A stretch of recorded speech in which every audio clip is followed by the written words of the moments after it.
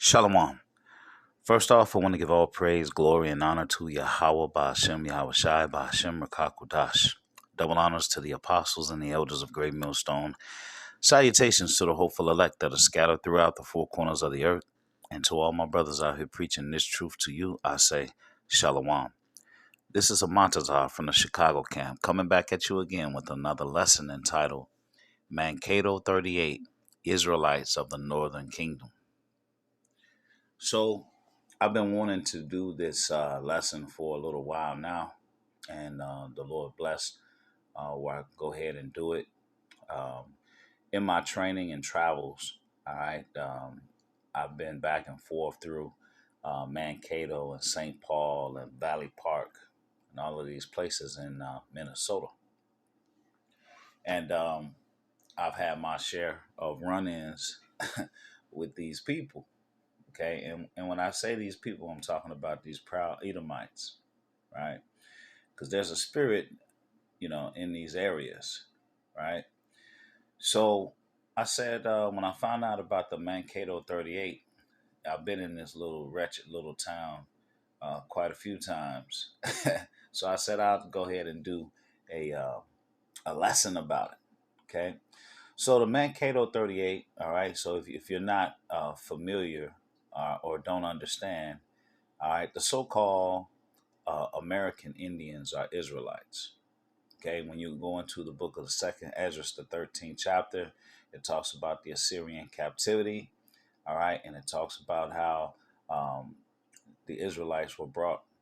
All right, here to what we call America and the so-called Americas. All right, North and South America, the New World. So there was no Bering Strait bridge, a land crossing. The Bible tells you how the Israelites got over here.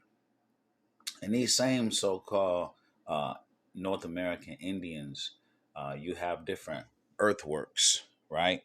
Um, where you have these men and they're all buried with what they call Decalogue stones.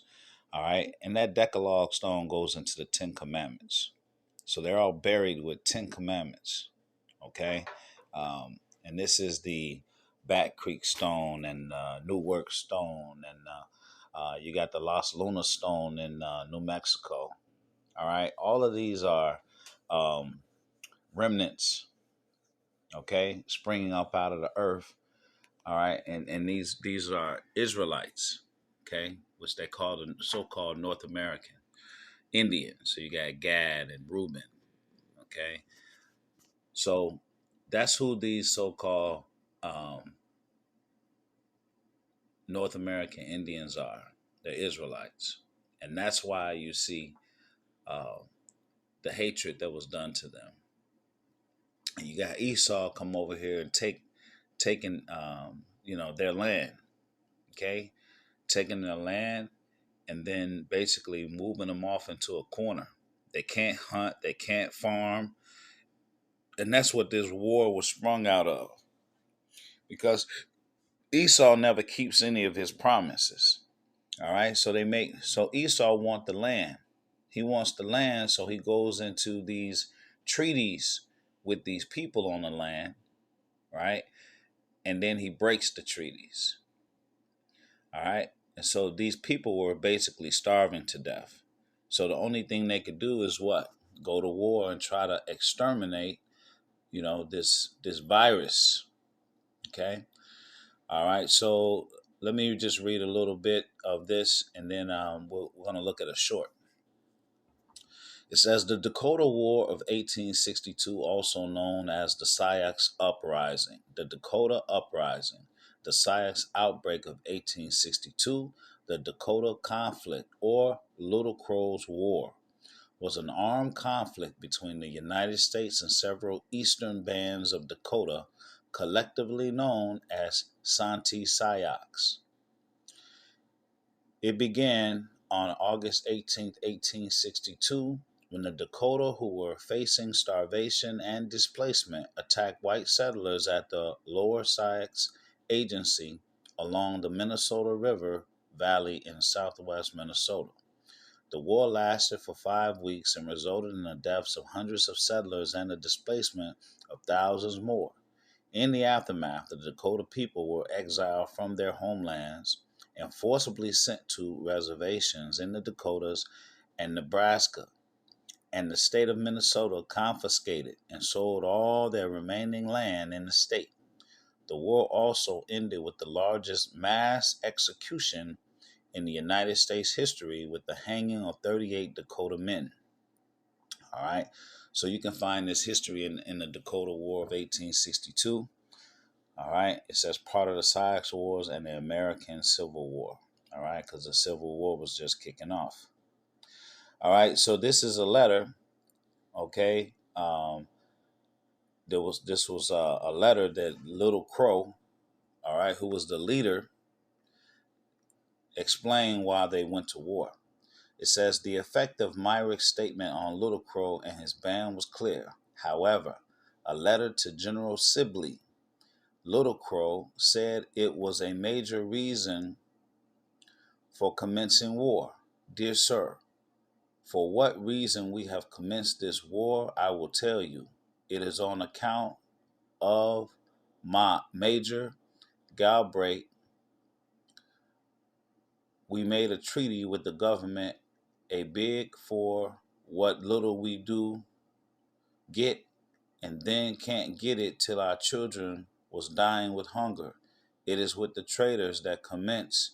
Mr. Andrew Myrick told the Indians that they would eat grass or their own dung. So this Edomite told these uh, Israelites that they would eat grass or their own dung. Okay? So we're going to watch this short, and then I'm going to come back and I'm going to show you the pride of Esau Edom. And the pride, okay, with this devil is that after these people were executed, all right, you have these wicked people want to create an art of the scaffold that was used to kill these Israelites and put it right in front of them on display. Okay? And that artist's name was Sam Durant. All right? So we're going to look at that. Let's go ahead and get the short real quick.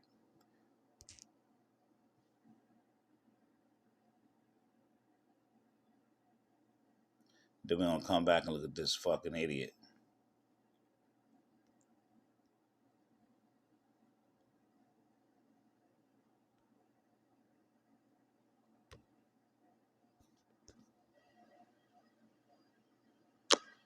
In 1862, the United States government executed, on the day after Christmas in 1862, the United States government executed 38 Dakota men. This is the largest mass hanging in U.S. history. This would take place in Mankato, Minnesota. The Dakota people had been living in Minnesota Territory since time immemorial. Slowly, European settlers would move in and begin to occupy their territories. The U.S. government wanted Dakota land, and they were encouraging Europeans to move westward. Eventually, in 1851, two treaties are signed by the United States government and the Dakota. Under the terms of the treaties, in exchange for land, the United States government was to provide goods and services to the Dakota. But like all treaties, the United States government never fulfills its promises. Things get so bad that the Dakota are on the verge of starvation. All the resources are going to the Civil War, and the treaties are being violated. And to make matters worse, in 1862, there's a crop failure. The Dakota leaders go to the United States government and they ask for what is owed to them, and they're rebuffed. This eventually leads to the 1862 Dakota-U.S. War. It's a brutal settler colonial conflict, and hundreds of people on both sides are killed. The Dakota are led by their leader named Little Crow. Little Crow is a peace chief, but he sees that his people are starving, so he agrees to go along with the war. This conflict rages for about 6 weeks. The war comes to an end at the Battle of Wood Lake. Here, Little Crow and his warriors are defeated. These settlers want revenge. Well over 1,000 Dakota people are rounded up, women, children, and elders. Many are sent to a death camp called Fort Snelling. The Minnesota governor at the time, Alexander Ramsey, calls for the extermination of the Dakota people. This is what he has to say. The Sioux Indians of Minnesota must be exterminated or driven forever beyond the borders of the state. If any shall escape extinction, the wretched remnant must be driven beyond our borders, and our frontier garrisoned with a force sufficient to forever prevent their return. The state of Minnesota also places scalp bounties on all Native Americans, including women and children. Over 300 warriors are tried and convicted of so-called war crimes. Abraham Lincoln decides only to execute 38 of these men. They actually set up the gallows so that when these men are executed, they all die at the same time. In 1865, some 3 years later, 2 additional men are tried, convicted, and also executed. Whatever happened to Little Crow? He returned to his homeland the following year in 1863 and was killed on July 3rd. He was scalped and his body was mutilated. The Minnesota Historical Society put his scalp and his skull on display for decades. Finally, in 1971, his remains were returned to his people. The bodies of the 38 men who were hung were also desecrated.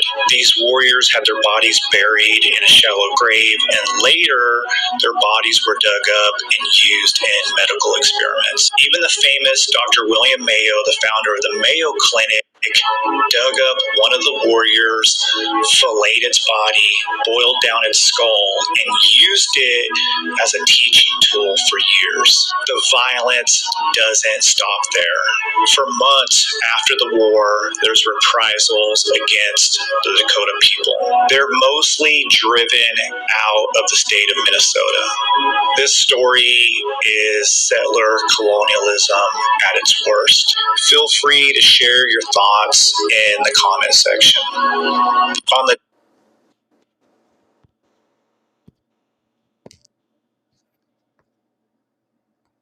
Okay. All right. So you saw the little short, and you saw that the 38 Dakota men, all right, were killed in Mankato, Minnesota. That's why it's called the Mankato 38. All right. So then now you have this devil pop up with a so-called art exhibit in 2017. Okay. And you see, this is a newspaper or article clipping. It says Sam Durant Scaffold. That's the name of his art exhibit. 2017 Minneapolis Sculpture Garden. Okay. It's not art to us. Sam Durant Scaffold, Minnesota, USA, 2017. All right. So here you had this devil create a scaffold right here, right there in Minnesota, all right, in Minneapolis. So you can see on the fence it says "Take it down, take it down."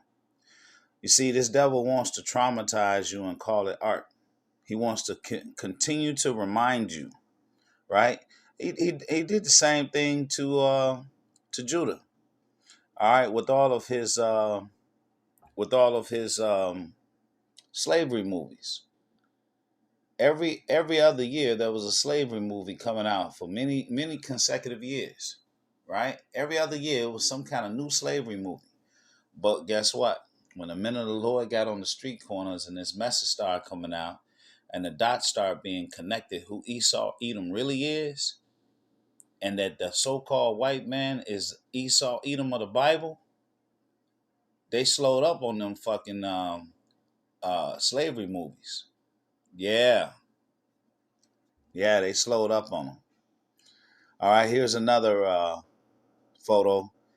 Look what it says. Feels like 1862. Execution is not art. $200 reward for the scalp of the artist. You see? Some of the opposition to Sam Durant's sculpture, Scaffold, before it was deconstructed. And here is a 1884 painting. It says 1884 painting by J. Julian shows the execution. Most historians now believe that many of those executed were innocent of the crimes which they were accused. Well, the reality is you people basically stole the land from a people and then starved them to death and starved them out. All right, told them they'll eat their own dung or eat grass, and so they start killing y'all dumbasses. All right, and when you're in war, all right, it's a perfectly righteous thing to take the women of the men. That's in the scriptures. All right, so they did what they had to do. This is Psalms 55 and 20. It says, "He have put forth his hands against such as be at peace with him. He have broken his covenant. The words of his mouth were smoother than butter, but war was in his heart. His words were softer than oil, yet were they drawn swords." All right, so here you have it where in the book of Psalms, it says that he put forth his hands against such as be at peace with him. He has broken his covenant. And that's what this is all about. All right. Esau, Edom don't never keep his covenant. All right. You got all of this historical proof that this man doesn't keep his so-called treaties. He broke all of them. This is Micah 2 and 1. It says, "Woe to them that devise iniquity and work evil upon their beds. When the morning is light, they practice it, because it is in the power of their hand. And they covet fields and take them by violence, and houses and take them away. So they oppress a man and his house, even a man and his heritage. Therefore, thus said Yahweh, Behold, against this family do I devise an evil from which ye shall not remove your necks, neither shall ye go haughtily, for this time is evil." Okay? Proverbs 4 and 16. "For they sleep not except they have done mischief, and their sleep is taken away unless they cause some to fall." Psalm 73. "For I was envious at the foolish when I saw the prosperity of the wicked. For there are no bands in their death, but their strength is firm. They are not in trouble as other men, neither are they plagued like other men. Therefore, pride compasses them about as a chain. Violence covered them as a garment. Their eyes stand out with fatness. They have more than heart could wish. They are corrupt and speak wickedly concerning oppression. They speak loftily." Okay, you just saw uh, you just saw the letter that when the chief sent the letter and told them, "Hey, you guys are not holding up to your end of the bargain of the treaty." He was told that they were going to eat grass or eat their own dung. All right, that's speaking loftily concerning oppression.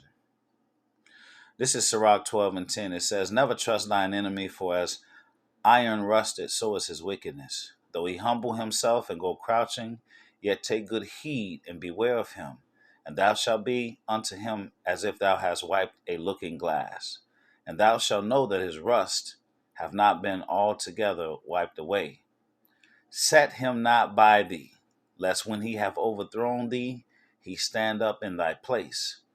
Neither let him sit at thy right hand, lest he seek to take thy seat. And thou at the last remember my words and be pricked therewith. Who will pity a charmer that is bitten with a serpent, or any such as come nigh wild beasts. Hey, the Lord says, hey, I done told you about this man. Okay? I've told you about this man. So many of Jake love the white man, love the so-called white man. All right? And quick to forgive him for all his wrong. Show him the utmost respect. This man hates you. Not too long ago, you had a video where I think it was a firefighter. They got into some kind of little altercation in the parking lot or something. This man was trying to kill this man in broad daylight on video, on camera. They had him on camera. He was trying to choke Jake out. Jake was completely helpless. Okay, Jake was getting. If it wasn't for his wife, the wife actually shot the firefighter and killed him because he would not stop choking. All right, her man. He literally was choking him to death. That's how much hatred he has. All right. Anyway, let's go back to 12. Set him not by thee, lest when he hath overthrown thee, he stand up in thy place. Neither let him sit at thy right hand, lest he seek to take thy seat. And thou at the last remember my words and be pricked therewith. Who will pity a charmer that is bitten with the serpent, or any such as come nigh wild beasts? So one that goeth to a sinner, and is defiled with him in his sins, who will pity?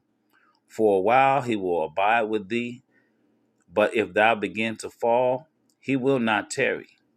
An enemy speaketh sweetly with his lips, but in his heart he imagined how to throw thee into a pit. He will weep with his eyes, but if he find opportunity, he will not be satisfied with blood.